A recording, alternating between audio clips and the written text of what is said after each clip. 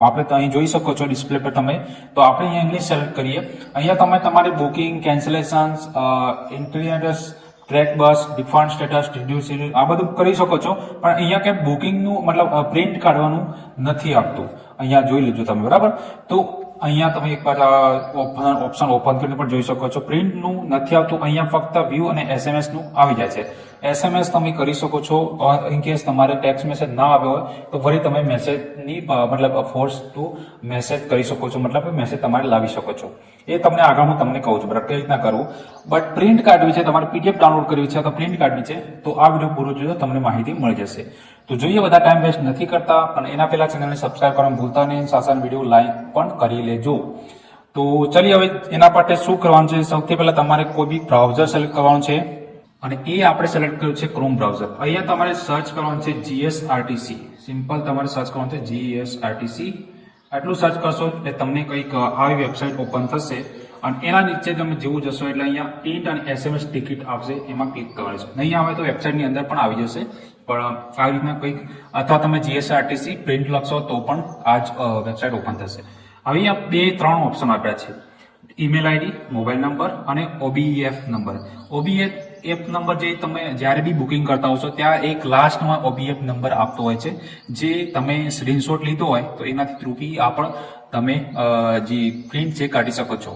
But in case તમે screenshot નથી લીધો, તમે ભૂલી ગયા છો અને તમે ટિકિટ બુકિંગ કરી દીધી છે, મેસેજ પણ નથી આવ્યો અને OBEF નંબર નથી તમારી જોડે, તો તમારી જોડે બીજું બી ઓપ્શન છે અવેલેબલ. અહીંયા તમે ઈમેલ આઈડી નાખી શકો છો અથવા તો મોબાઈલ નંબર નાખી શકો છો. આ 3 મેન્ડેટરી છે, મતલબ 3 માંથી કોઈ બી એક તમે નાખી શકો છો. ઈમેલ આઈડી થ્રુ બી તમે તમારું ટિકિટ પ્રિન્ટ કરાવી શકો છો, અથવા મોબાઈલ નંબર નાખો ફક્ત તો બી થઈ શકે, અથવા તો OBEF નંબર. 3 ઓપ્શન માંથી એક તો હોવું જોઈએ તમારી જોડે. એ નહીં હોય તો તમે પ્રિન્ટ ના કરી શકો, અથવા તમે મેસેજ ના આવ્યો હોય તો તમારા માટે પ્રોબ્લેમ થઈ શકે છે. કેમ કે તમારી જોડે એક પ્રૂફ હોવું જરૂરી છે. જ્યારે તમે સીટમાં બેસવા જાઓ છો ત્યારે કંડક્ટર તમારી જોડે એક પ્રૂફ તો માગશે, PNR નંબર માગશે. તો એ માટે તમારી જોડે એક તો SMS યા તો પ્રિન્ટ હોવી જરૂરી છે. હવે જોઈએ અહીંયા કઈ રીતના કરવાનું. ઈમેલ આઈડી થ્રુ તમે જોઈએ તો હું ઈમેલ આઈડી અહીંયા એન્ટ્રી કરી દઉં. પહેલા ઈમેલ આઈડી જોઈએ આપણે. મેં અહીંયા ઈમેલ આઈડી એન્ટ્રી કરી દીધી છે. હવે સબમિટ પર ક્લિક કરીએ. ઇન કેસ તમને કોઈ ભૂલ થતી હોય તો રીસેટ પર ક્લિક કરો અથવા ક્લોઝ પર ક્લિક કરી દો તો ક્લોઝ થઈ જશે. બાકી રીસેટ તમારે બધું ખાલી થઈ જશે એક ખાતે. અને અહીંયા સબમિટ પર ક્લિક કરીએ તો અહીંયા જેવું સબમિટ પર ક્લિક કર્યું મતલબ અહીંયા 3 ઓપ્શન આવે છે. અહીંયા inter email ID and mobile number or mobile number and EF. મતલબ કે અહીંયા આપણે કીધું હતું કે કોઈ એક નાખી શકો, પણ એ કોઈ એકનું ઓપ્શન નથી. અહીંયા મિનિમમ 2 નાખવાની જરૂર છે. મતલબ કે તમે ઈમેલ આઈડી અથવા મોબાઈલ નંબર નાખો, અથવા તો મોબાઈલ નંબર અથવા OBEF નંબર નાખો. ઈમેલ આઈડી ના હોય તો મોબાઈલ નંબર અથવા OBEF નંબર નાખો. મતલબ કે 2 તો જરૂરી જ છે. તો અહીંયા હું ઈમેલ આઈડી અને મોબાઈલ નંબર નાખી દઉં. મારી જોડે OBEF નંબર નથી, કેમ કે મેં પર્સનલી સ્ક્રીનશોટ નથી લીધો, પણ ફિર બી અહીંયા પ્રિન્ટ મળી જશે.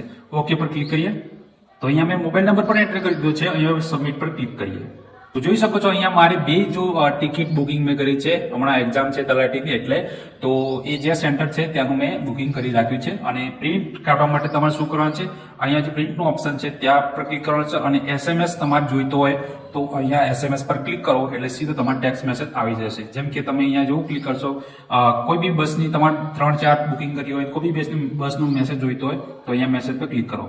જેમ કે પ્રિન્ટ જોઈતી હોય તો પ્રિન્ટ પર ક્લિક કરો. જેવું પ્રિન્ટ પર ક્લિક કરશો એટલે તમારે પ્રિન્ટ નીકળે. જેમ કે અહીંયા હું ક્લિક કરું તો કંઈક આવી રીતના પ્રિન્ટ તમારી ઓપન થશે. તમને હાઈટ જોવા મળશે, પણ આવી રીતના ઓપન થશે. અને આવી રીતના તમને PDF થ્રુ તમે ડાઉનલોડ કરી શકો છો. ઉપર સેવ પર ક્લિક કરશો એટલે તમારે અહીંયા જે નામ આપી શકો છો. હું નામ નથી આપતો, સેવ પર ક્લિક કરી દઉં ડાયરેક્ટ. અને આ પ્રિન્ટ જે તમે તમારા કંડક્ટરને બતાવી શકો છો. કેમ કે PNR નંબર હોય છે એના થ્રુ એ લોકો વેરીફાઈ કરતા હોય છે.